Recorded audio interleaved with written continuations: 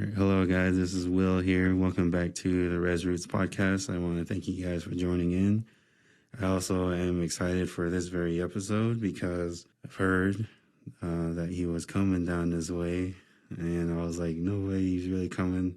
I reached out to him about a week ago or so, maybe 2 weeks. I was like, you want to get on this podcast with me? So I was glad that it was able to work out, but I also just want to share about how much he has impacted my life and how much he has poured into me as a bigger brother. For those that don't know who I'm talking about, I am talking about our very own Brad Hutchcraft. So I'm really happy that you're able to be on this podcast, because I want you to know, and I've told you before, that you're somebody that I look up to, that a bigger brother to me. So I do want to say thank you for joining this podcast. And yeah, would you like to introduce yourself, Brad? Well, first of all, you didn't tell me you're going to make me cry at the beginning. I thought that was later on in the podcast. But no, I am just super excited to be here. I love what you guys are doing with the Hope team and this podcast and everything. I will say I was a little surprised because your listenership is about to plummet wildly with me being the guest. But, I think you'll work your way back up. It's all right. No, I seriously, well, what you said, that means a lot to me, because, we just the way we've gotten to know you over the years, it has been a privilege for us. We view it as something that is an honor. And just the fact that you, Kelly, some of the other folks involved here continue to have an open spot for us to be part of your lives. It just means a lot to us. So I'm excited to be here today. I don't know what you're going to grill me with, but I will talk the Yankees all day long if you'd like. I'm just kidding. No one else. That'll really lose people. So. Or talk about the Knicks. Please don't. Yeah. That's even worse. They were doing good. They were. I don't know what happened to Julius Randle. Oh my goodness. Yeah, man. I've just been looking forward to this day. I'm also sorry to the listeners. My voice sounds probably really like something. I was actually up till about 3 or 4 in the morning finishing up this paper. Gee, that late? Yeah, oh my goodness. It was only slept for a good 3 hours. That's what happens when you're getting close to graduation. It's like this just keeps getting harder. Yeah, so wow. I feel like I still don't know how I feel about the paper. So I'm waiting to hear back from my professor. Did it look okay? Wow. But yeah, so what class is it for? Global Church History, and it was definitely our professor. I feel like he's probably well known. Yeah, his name's Vince Bantu. All right. And he talks about how to look at Christianity in an Eastern point of view instead of a Western point of view. Oh wow, okay. So not only that, he's African American. So this is really cool just to hear that we talked a lot about the church history timeline, and then kind of how it affected not just his people, but also how it affected Native Americans as well. Wow. So just from hearing from his point of view and from a minority point of view, yeah, I was like, man. So the whole class was just good, well, it gives you a bigger perspective. It helps you see things in the whole instead of just a part, and that's pretty cool. That's awesome. Yeah, so it's definitely been a good class. It was a 1 week. It was kind of like a fire hose though. So wow, it's just 1 week. Yeah, it was a 1 week whole class. Semester kind of class. Yeah, 8 to 5, right? Yeah, 8 to 5. Full immersion right there. Wow, that's intense. Yeah, then the final paper was due today, and yeah, it got done. You were I handed in something. Yeah, it's all right, we'll see how that goes. Wow. But yeah, it was good though, the content, and I still got all the files that he shared with us, the slideshows and the presentations and the notes. So did you ever young Will sitting there growing up, did you ever envision in your dreams that you'd be taking a class called Global Church History? No, not at all. That's pretty cool. You've come really far in just the steps you've taken and the way you've grown over the years, and just all that you've studied here, and that's brought you to this point. It's just so cool. Hey, hold up. Did I ever tell you how I heard about IBC? I don't think so. Well, it was the first year of WLS that I ever went to, 2011, heard about it. And then one of my cousins actually came down here that year. Okay. I think it was just for a semester, I think. But then I graduated high school in 2014. That was actually my first year on the team. And Daniel was on stage, really promoting IBC. And then, Bill and Lori, as soon as Daniel got done, Bill and Lori looked right at me like gave me that head nod. And I was like, no way, man. It's like, who would want to go to a Bible college? Like, who would do that? Like, that sounds too strict, like too boring. And then, but being bada boom, a whole year later, I'm here. And then, wow. And then little did I know that, coming here really has changed my life, learning more about God, but not only that, just learning about myself and allowing others to come into my life to walk through my healing and the past traumas that I had. So, well, the IBC, it's biblical, relational, transformational. Yeah. You, I think it modeled that as you've gone through here because it certainly hasn't been boring all the time, has it? There's been some adventures along the way, but I hadn't heard that was the first time you heard about it. That's it was funny because I was like, man, it just didn't sound appealing to me. Like, who would want to go to Bible college? Like, not me. So, and God has a great sense of humor. So I definitely learned early on never to say never. Nope, not that. I mean, even when there were people who were like, well, how'd you wind up doing what you're doing and everything and working with On Eagle's Wings? And I knew what I was going to do. I was going to do Christian radio. I was going to go into Christian broadcasting. My dad, he's done radio his whole life. And I'm like, you know what? I could be a DJ. I could do morning shows. I love that. And then I graduated my senior year of high school. My family went on a trip to the Navajo reservation and connected with some people who were doing awesome stuff there. And there was just this one young person I talked with. And she was 10 years old, and I got to tell her about a relationship with Jesus. And she came up at the end, and she just said, she knew we were doing stuff later in the week. And she said, if I come to what you're doing later in the week, will you tell me more about Jesus? And she just had this big smile on her face. I'm just like, it was one of those things where you can almost audibly hear your heart shattering into a million pieces. You're like, God just broke my heart right then and there. And it was like, I can't do what I was going to do. God has something different he wants me to do. And it was, if you had asked me, would I be living in, I grew up near New York City. I was like 10 minutes from everything. If you had asked, would I be living an hour and a half from the closest Walmart in this native community and everything for almost 15 years, don't think that would have been on my checklist. And now I can't imagine life without it. I mean, it's just the experiences God has given me and the lives he's allowed me to be part of. It's just when you let God work, even in the things you're like, I don't think so. When you open it up to him, it's amazing where he can take your life. That's for sure. And I've experienced that over and over again. Dang, that's really cool because it was funny because I was about to ask you if you want to share your testimony. Oh, I got ahead of you. Yeah, and then I was like, I'm going to time you 4 minutes. Hope story number one is very own Brad Hutchcraft. Oh, that's funny. Yeah. The OW basketball court. Yeah, it's like, can you go hold the basketballs real quick? No. Oh, my goodness. Well, yeah, I mean, it's crazy because, I grew up and I asked Jesus in my heart at an early age, but I got to tell you, junior high years into the early high school years, they were rugged.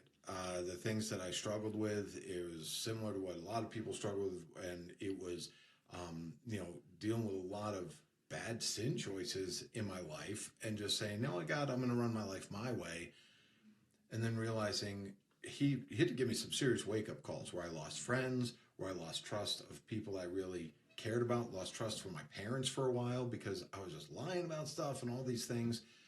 And what God has shown me is, you know what?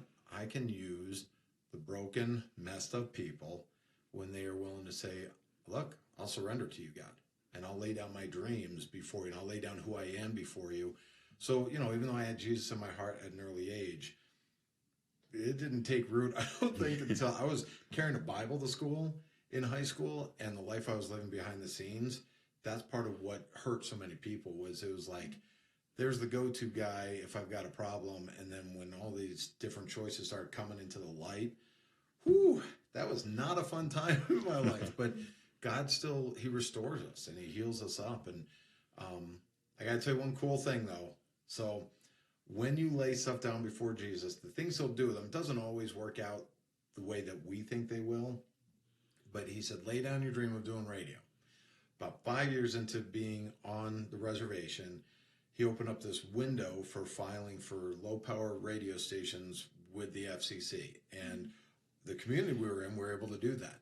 And so he gave me my dream back of doing radio, because we started a radio station, a Christian radio station, just was playing, Christian hip hop, Lecrae stuff, everything like that, and just trying to do some fun things for the community and have a good influence and all that. And so all of a sudden I was running a radio station while being able to do what he's called me to do. And it was like, all right, God, I got you. You know better than I do. All right. So, so it's just really cool. But it takes a lot of sacrifice along the way. But man, had a lot of fun along the way too. There are people like, is it hard? Is it hard? Yeah, there's hard times, but there's a lot of joy and a lot of fun that I've got to have along the way, including with you guys. Yeah, definitely. I think one question I was going to ask you too that came to my mind was, like with your dad, Ron, he was, he's really... Who has cooler shoes than me? Yeah, the red shoes. Yeah. And I also get red shoes because of Ron. That's where honestly it all came from, was like Ron's red shoes. I'm like, man, I want to get some red shoes like him. So yeah, people were wondering why I wear red shoes. That's literally where I got it from, is Ron. So that's fantastic. Yeah. So, but I was gonna ask you, like, what was like the challenges of how big of Ron was, sharing God's word, being going to all these places to be sharing about God and doing and seeing God work in his life, and like what was the challenges for you as for you to be as a father like that? Good question. Like, how was, because like there's some people that I know that there's some people that struggle with being like a youth pastor's kid or a pastor's kid, and they feel like, it was the right word, like entitled, like they feel entitled to follow their lead. But I think some cool things about my parents growing up is that first of all, I don't think I knew that my dad was really known a lot of places until I was a little older, because he's a really humble guy. I mean, he lives that out in his life. It's never been about what he's doing. It's about just doing what God asks him to do. And so, I mean, he was traveling internationally. He was speaking overseas, South Africa and Ireland, all these different places. And crazy. Yeah, and he's traveling cross country, and I got a radio program now that's on over 1,000 different radio stations around the country and everything, and all this stuff. But he's just always been dad to me, where he's just, mom and dad prayed for us. They loved on us. They disciplined us. And I mean, I got disciplined. Not maybe like today's discipline either. It was, they disciplined us in a way that was fitting for the things we did. It wasn't out of anger or anything. They always made sure, hey, this is because we love you. And they would always talk with us beforehand. But all this kind of how known my dad is was just, it was something on the side. And I think part of it was dad always included us. Mom and dad both included us in what they were doing. So dad would get invited to speak someplace in the, Florida, I remember once. And he was like, I can come if I can bring my family because they're on break. And so it was like, when he could have us around, we were part of what he was doing. It wasn't just dad out here and then dad at home. This was all his life. So I think the fact we felt part of it really helped. We also didn't feel pressured to be a certain person. They wanted us to love Jesus. They wanted us to live the right way, but it wasn't because of who they were. I remember there was one point, I think it was junior year in high school. Like I said, I was making bad choices, and they confronted me on some stuff. And I remember like yelling at my dad. And I know I don't yell much now. You guys know, but I was just yelling. I'm just like, I don't want to have to live up to your name anymore. If you couldn't see heartbreak, I saw it in my dad right there. And all his response was, it wasn't angry. It wasn't a punishment thing. He said, I want you to know I never wanted you to live up to my name. I want you to live up to the name Jesus has for you. And I was just like, what the? I'm like, that made such an impact. I've carried that with me to this day, that it wasn't about, I think that's a mistake a lot of pastors and ministry leaders make, is you've got to live a certain way because of this public image that we have and everything. Not all pastors feel that way. A lot of them just want their kids to live up to the name of Jesus. But it feels sometimes like I've got to live up because I might give us a bad name or something. Dad didn't care about that. Mom didn't care about that. It was just about, we want you to do what God wants you to do. We want you to be who he wants you to be. So it wasn't about choose this college or this profession. It was listen to Jesus and go where he leads you and learn to hear the voice of the Holy Spirit. So I would say that any scars I have from growing up are because of choices I made, not because of expectations my parents had for us. And I'm so grateful I can say that. So I love the family we've got, and I love the way that my mom and dad raised us, for sure. Yeah, definitely. That's the thing that really struck me about, Ron saying, don't live up to my name, live up to Jesus' name. Like, man, that's... Yeah, by the way, I was a little humbled by that right there. Yes. I was just like, okay, I'm going to go over here now. I mean, it's like, there's like no way to come back. Oh, yeah? Well, no, I mean, you're done. Drop the mic and we're done. But that was just his heart. That was just his heart for us. And I'll be honest, like a lot of kids growing up, I didn't always think that, it wasn't like, yeah, discipline's great. I mean, the things that we walk through, sometimes you don't see it then, but especially when I got to college and then when I got to living on my own and everything, it was like, I get why they did that. And now I find myself doing the same thing with my kids and trying to raise them in a way that that's not about my name or anything else or anyone else's name, but about the name of the one that created them and living up to that. And you guys have seen, I still, with my, just like our parents did with us, I love that our kids are part of what we do. They're right there with us all summer. They're right there on this trip with us now out here and everything. They're just part of what we do. I wouldn't want to do it without them. Yeah. So my next question, so from what I believe is that you also were actually a part of the Awnings Wings ministry, right? Like you actually was sleeping on the floor. I was. You were with the guys. So, like, I wanted to ask, like, what was that experience like? Was it like kind of like an eye opener for you as working alongside with other Native believers, or was it? Oh man, I learned so much. Some of the best memories of my life are from sleeping on the floor with guys on the On Eagles Wings team and everything, and doing life there. Because the first, I oversee On Eagles Wings now. The first, I don't know, 5-6 years, I was a team member. They had loose standards then. No, I was helping out on the team, and I was doing all this. I would say even longer than that. And it was so awesome because when you, just like with anything, you learn stuff by just being around people who are different than you. That's not how I grew up in the suburbs of New York City. And yeah, it was kind of intercultural. I had friends from a lot of different cultures and races and everything, but not Native friends. that wasn't, at least not that I knew of.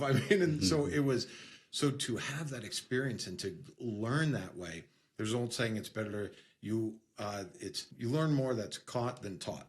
And so you're taught things and you learn them as you go, but then all of a sudden you're immersed in a situation and you're catching things from other people like, oh man, then I'll be honest, if I hadn't done that, boy, I would not get the sense of humor and how you guys bust on each other. Because it is, I love that I experienced it because people would bust on me. And then I was like, oh, and I can bust on them. And it was, the sense of humor is awesome. And it's fun. And it can be brutal. It is, but it is, I think it made me so much richer in who I am and my life experiences because I got to do life with Native young people like you guys who just have a make a difference heart. And I learned so much. I loved it. And I won't start going down memory lane because, I mean, all right, I'm going to share one just because we're in Alaska 2 years with the team. And I just remember we're staying in this church kind of between villages. And it's the first place I saw. It's like 2 a.m. and it's like dusk outside. It's not even dark. And you're like, what's going on here? And there's a guy like throwing a Frisbee to his dog in the yard outside the church. I'm like, is that a vampire? I mean, it's just, it's really weird. And then in the middle of the night, there's we still talk about this memory to this day. Someone that I won't name, who's called Jason Batiste, but some may know him. But he sits straight up in the middle of the night. He's asleep. Most of us are still awake, and he just sits straight up, and he's like, "Don't touch me, or I'll cut you." Just lays back down. Falls back asleep. We're all terrified at that point, but no, we're just like, so we're all just dying laughing, and it's stuff like that where, I mean, you're having fun together, and you're in the battle together of, man, we're facing spiritual warfare together, we're sharing Jesus together, we're laughing together, we're eating together. I mean, it just is a real special part of my life.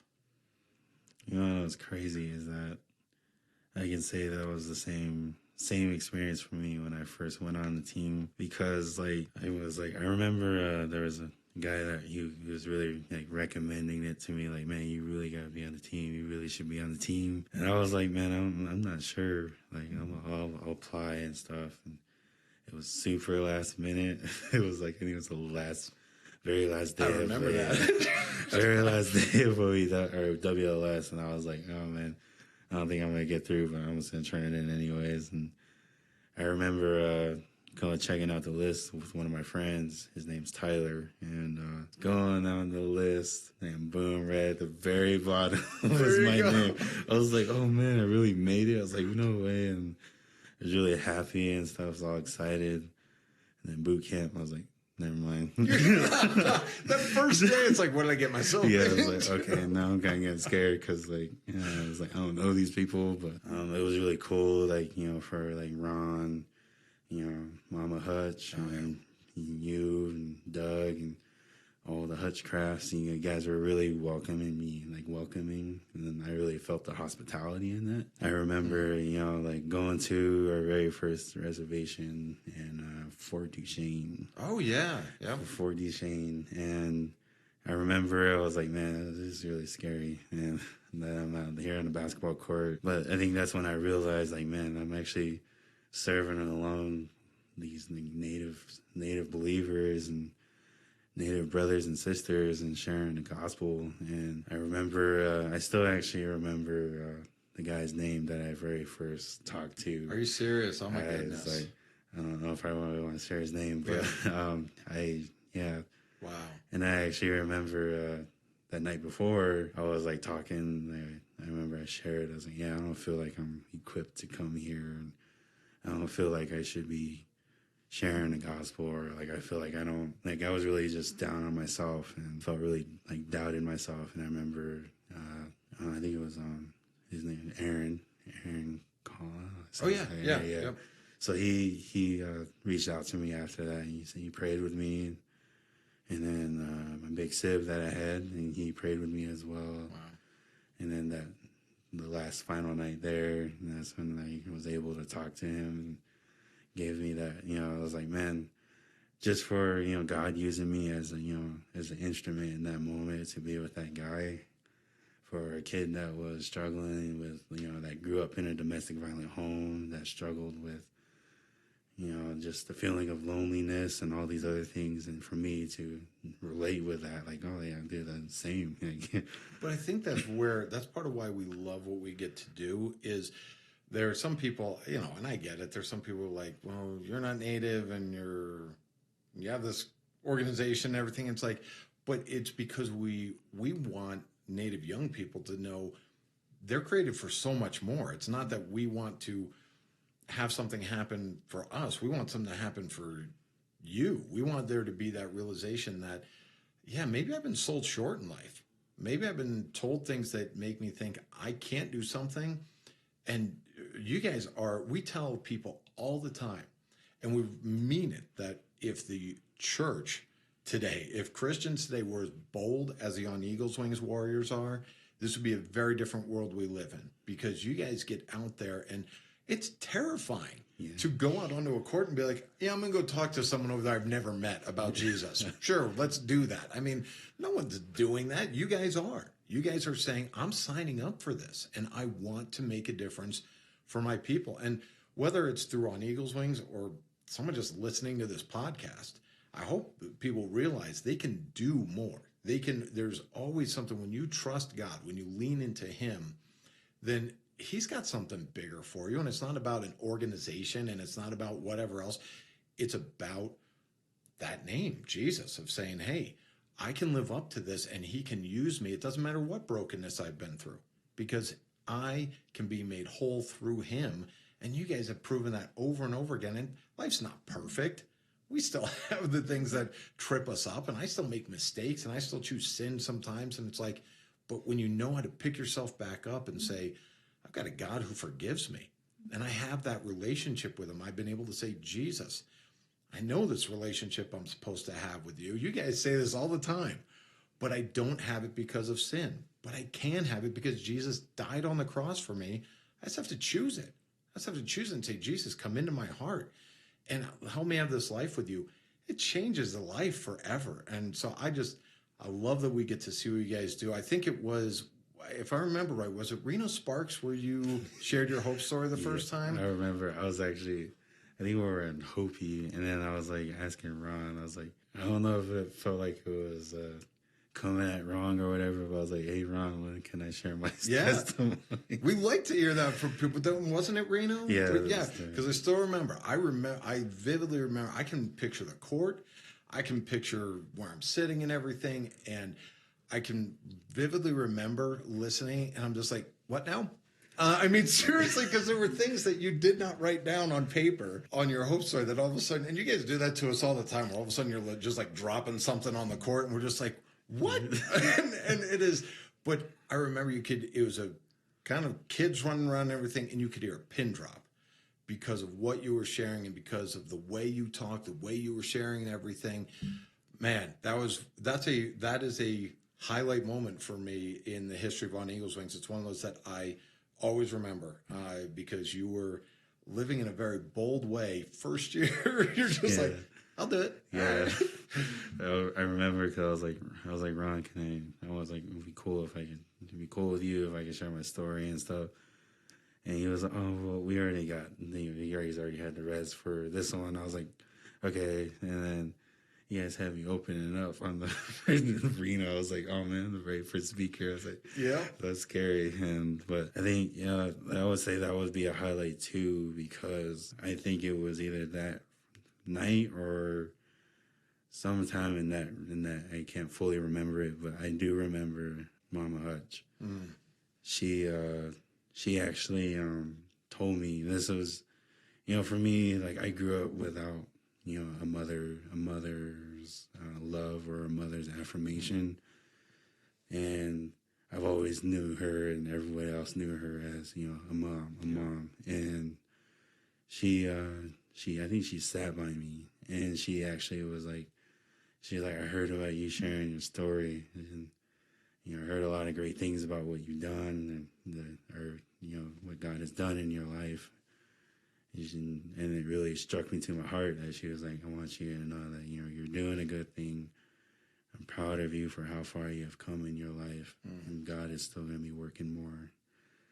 And I was like, and I was trying to be tough and not cry. I was like, no, I'm good. But I would say that was a big highlight. I mean, one of the biggest highlights I ever had was, just like how you're like, I can really see, like, what you're saying about, your mom and your dad.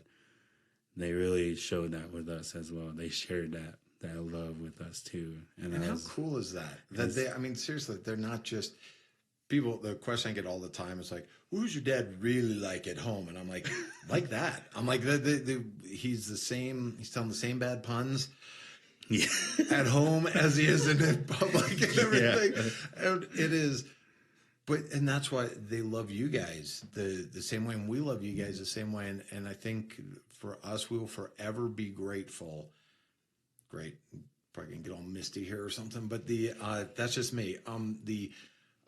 We're our family, our Hutchcraft family, my sister's family, the Whitmer family, and everything. We will forever be grateful that there are Native young people and Native adults and everything that open up their lives to us, because we're guests, we're visitors, we're just people who have been able, where you guys have said, yeah, I'm willing to let you in a little bit, now a little bit more, and a little bit more. And the fact that we can be there for that, I mean, it means the world to us, because it's stuff we don't deserve. None of us deserve this stuff. And but God says, you know what? When you're faithful, when you love others like I love you, that's when you get to see some pretty amazing things. And that's what we're trying to do, is just live out the love of Jesus, whether it's to my family, whether it's to my wife, whether it's to you guys, other team members, whoever it is that God puts in your path. And Mama Hutch, my mom, boy, did she live that out. Yes, she loved you guys like nobody's business. I mean, she loved you guys a lot. Great, you get me crying now with Mom. Yeah. Anyway. Yeah, it's like, you got me crying too.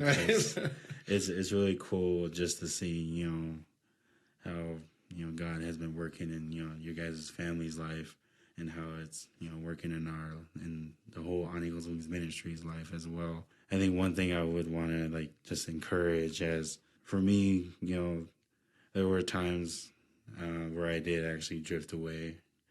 There were times where I slipped, stumbled, and for me, I call that a fallen warrior. Mm. And one thing that I had to remember was who I am in God. Mm. Yes, God loves me. I'm his child. I'm his son, his masterpiece. And when you forget, when a warrior forgets who they are, they will tend to forget who God is. Yeah. And they forget, oh man, I've seen a lot of people on, in the battlefield, in the trenches, in the basketball court, really just fighting for these lives and these souls to, come to know Jesus. And that's what I mean by, they tend to forget who God is. Mm. So I always say, never forget who you are, and never forget who God is. Mm. Because that's, for me personally, I still struggle, I still stumble, I still fall, and knowing that I am fully secured in Christ, and nothing can take that away from me.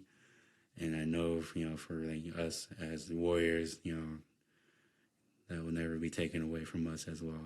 Man, that is so good, and it is so true. And I encourage people that it's one of the most heartbreaking things for us when a warrior does fall and they stay down,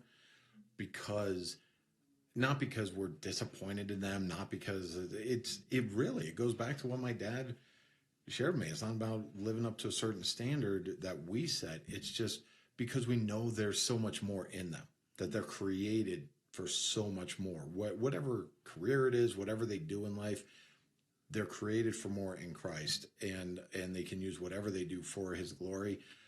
But, when people fall and they stay down, it's just like, no, come on, get back up again. And so find people, if you're someone that has fallen, hey, I'm having a tough time getting back up, get near some people. Go to a local church, go to local believers or some people of Jesus, and be honest with them.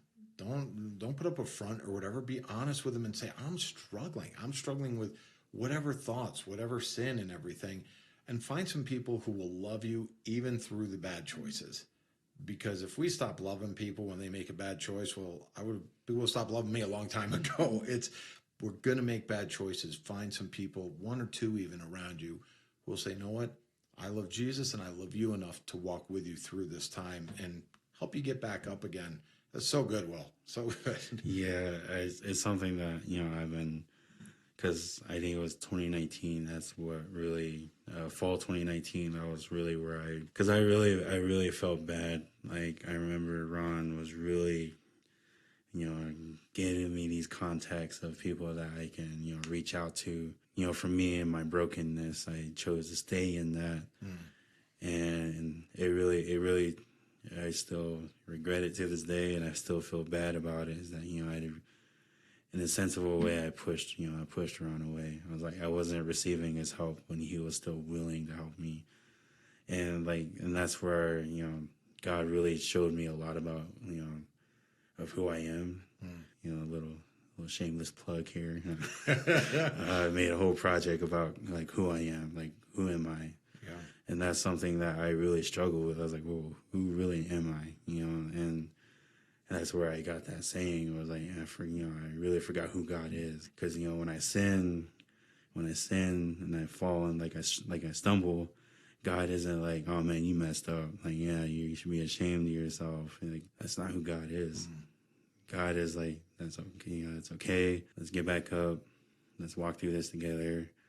Find some people around you that you can talk this out with. Pray about it. Can spend time with me. Just sit with me. And I was like, and that's where I got that. This is who God is. God is a loving, caring, mercy, graceful, faithful, truthful, and all these things that God has really have definitely just reminded me, okay, this is who I am. He's like, now let me tell you who you are. And that's where that whole... And that's where the turnaround comes, when you not only see who you are and who God created you to be, but then you can help others see who they were made to be. And that's what you're doing. And I would say, for those who don't know, Res Roots is part of the Hope team here. Yeah.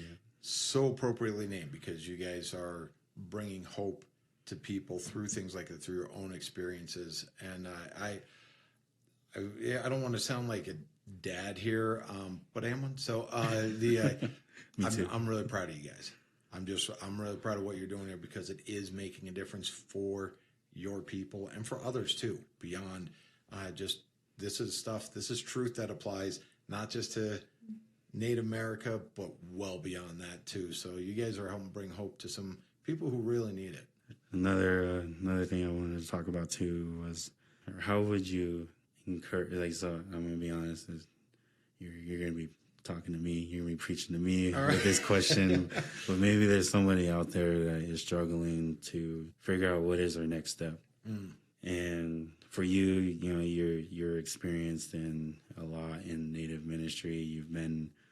You actually were a part of the Jumpstart ministry out there, and Hopi.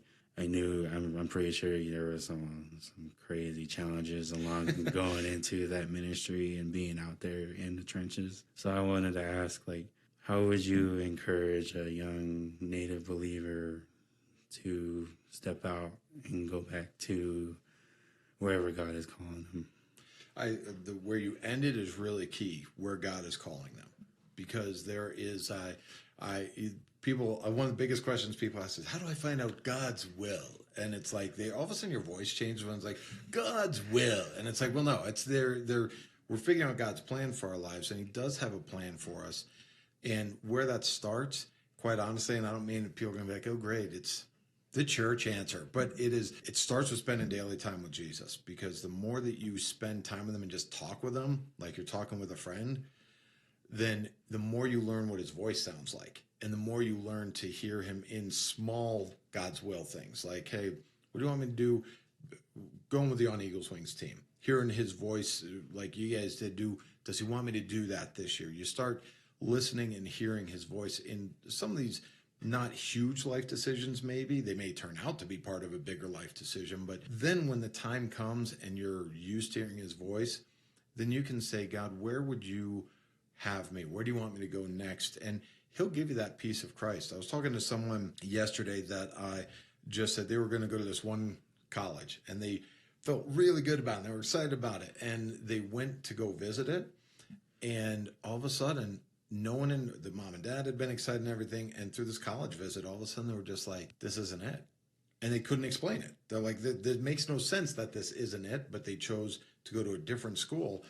And it was because they had been spending time with Jesus and listening. And so even though you can't explain, there are going to be people who, wait, you're going to go do what? That doesn't make any sense. I mean, my friends were like, wait, you're moving to Arizona. You're going to be living on a reservation. For how long? I'm like, I don't know. God just said go. I'm just going to go, and we'll see where where he leads. But so I think it's to know that if you're hearing his voice, then you can feel confidence in going. I want to be very clear about something. It's still going to be hard. A lot of people don't talk about that with the Christian walk, that it's just like, oh, if I'm following Jesus, because it does say, the Bible says his burden is light. His yoke is easy, his burden is light. It is lighter than what the world throws at us. When you look at it, the first couple months on the reservation, I knew God had called me there. I started questioning it because I got lonely, because it got hard, because I'm just like, God, really? This is so different than anything I've ever known. And then he started speaking to me and saying, no, don't let the enemy get to you in that doubt and everything. You've got to keep focusing on what I've asked you to do, and saw things really turn around. But so it'll be hard, but make sure you're following where he asks you to go. And I'm just going to give a couple quick tips here, which I can't even imagine how long this episode's going to be. But the couple quick tips are, don't go someplace just because someone asks you to go there. There's a lot of Native young people I know that have been thrown off course and had really actually fallen hard because someone said, we've got a church and we need someone to step into leadership there. And it was someone who wasn't ready for leadership. They weren't ready for those positions. They needed to grow more first. And so don't just go my dad says a lot of times, a need doesn't mean it's a calling for you. There's needs all around us. You've got to make sure it's something God's calling you to. Secondly, would be consistent and stick with it. Know that if you keep showing up and you stay consistent, God is going to use you where he calls you. And the other thing would just be, don't feel like you got to start your own thing. Go with something God is already working in, if at all possible, whether it is a local church or a local ministry or, something where they're making a difference and you can learn from people. You even look at your guys' setup here. The Hope Team's part of Indian Bible College. You guys are in a place where you've got support, but we're also giving you some freedom to do some things and to make a difference in a way that makes sense to you guys. So find a place. You're going to learn stuff. You're going to be in settings where it's like, this is frustrating. They're telling me to do something I don't want to do. And it's like, I had to clean the bathroom again. And it's like, ministry is messy. Sometimes it's like you're doing stuff you don't want to do, but it's all part of learning things that God really is going to use in the future for you.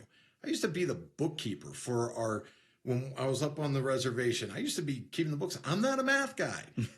I didn't go to jail, so that's a good start. But it is now I use some of those things God taught me through that in roles he gives me now. So you never know what he's going to use. So be patient, stick with stuff, and don't feel like you got to be like, I'm starting my own thing because no one gets me.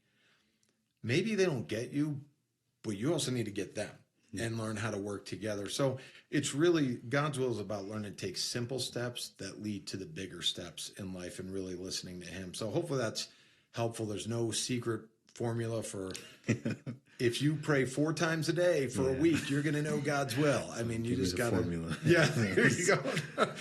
So there you go. Yeah, I was going to say too, it's because, as a senior, Kelly, when you become a senior, we think you'll get there, Kelly. Sorry. So people are going to keep asking you, oh, you're a senior. What are you going to do after? Oh, they asked me that already. I was like, Yep.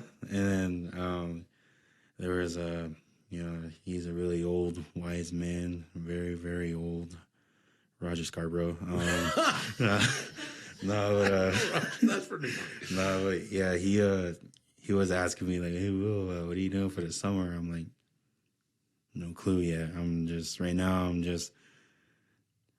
to finish up school here. Yeah. And then he's like, all right, so what about after you're done? I'm like, I don't know.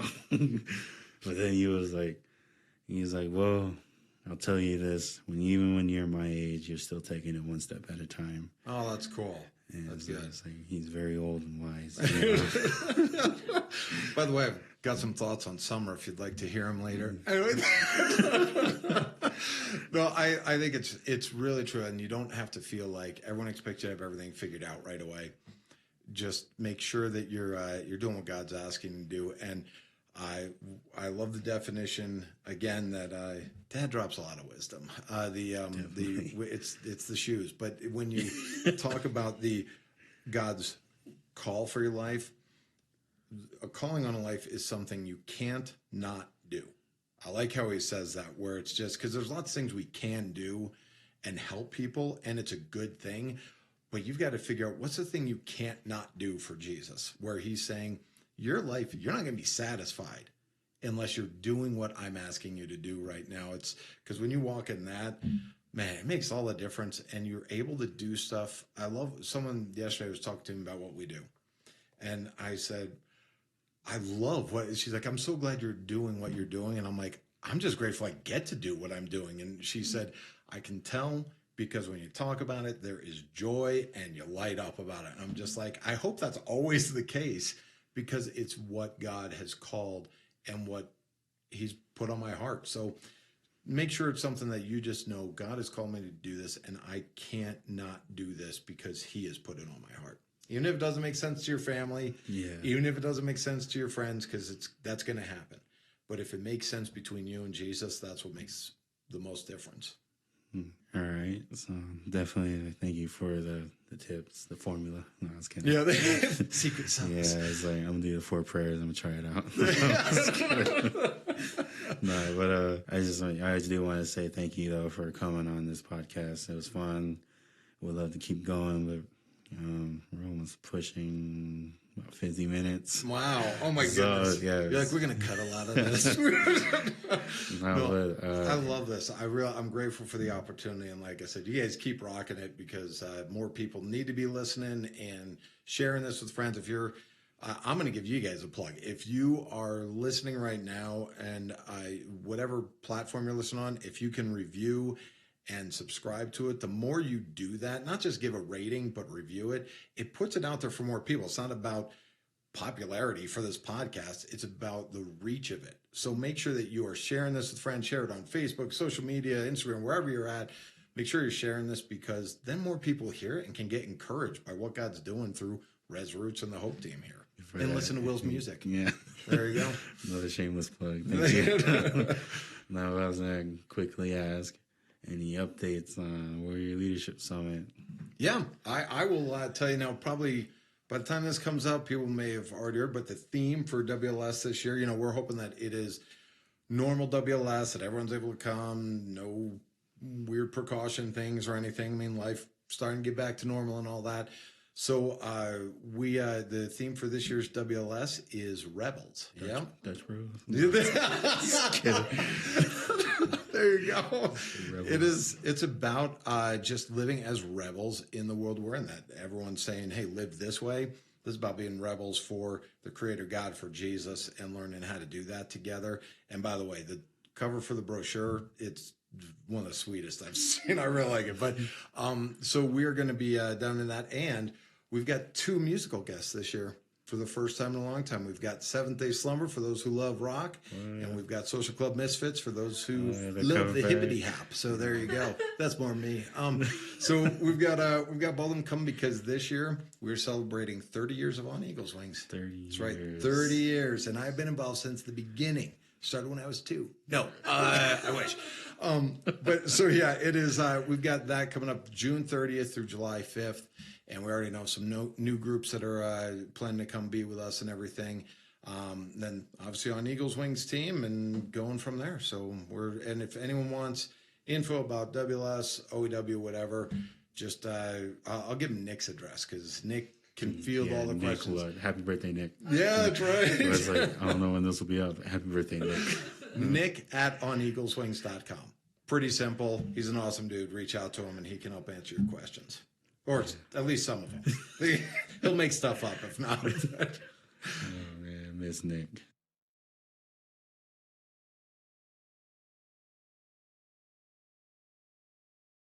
But yeah, man, thank you for coming out, hanging out, and really excited for this. Also, this might be a part of a radio station. Whoa, really? So that's another thing that I was going to promote too, is that we'll actually there'll be some of our podcasts that will be broadcast on a radio station. That is sweet. With Chuck Harper. Nice. Oh man, they cover a lot of area. That'd be really awesome. So that's another. So Chuck knows a good thing. Yeah, that's good. So definitely a lot of good moves here with the Res Roots. But yeah, so thank you guys for hanging out. Hope you guys have a good week, good weekend. Whenever this is up, be patient with us. You know, we're college kids, final papers, and staying up late. Monsters and ramen noodles. The health food. Yeah, and Poliberto's down the road. There's just so much going on. But do appreciate, the people that do, give us the feedback, and do appreciate the people that actually listen and also promote and help us share. But yeah, so again, thank you for hanging out. Love you guys. Peace.